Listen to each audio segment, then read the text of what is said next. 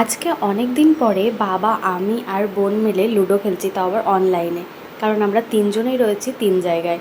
বাবা রয়েছে বাড়িতে, আমি তো বরের বাড়িতে, আর বোন রয়েছে হোস্টেলে। আমরা যখন আগে একসাথে থাকতাম তখন আমরা প্রত্যেক দিন রাতে লুডো খেলতাম। বোনের ফোনে ডাউনলোড করা ছিল, সেই লুডো অ্যাপ থেকেই লুডো খেলা হতো।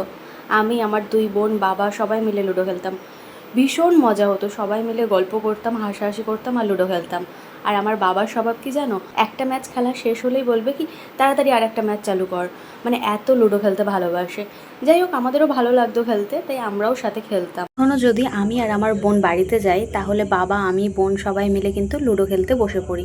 ঠিক রাতে ডিনারটা হয়ে যায়, আমরা তারপরে শুতে যাব, তখন সব একসাথে বসে এরকম লুডো খেলি যতক্ষণ না ঘুম না আসছে। আর খুব ভালোও লাগে সবাই মিলে একসাথে বসে লুডো খেলতে, সত্যি খুব ভালো লাগে।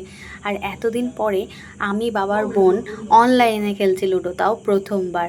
বাবা তো পারে না খেলতে অনলাইনে, আমি আর বোন পারি।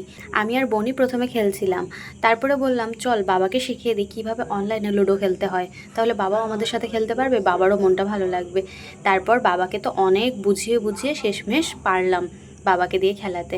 প্রথমে তো কিছুতেই পারছিল না কিভাবে প্লে করতে হয়, কোথা থেকে প্লে করতে হয়।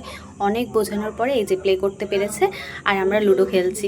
দেখো বেশ মজা হচ্ছে।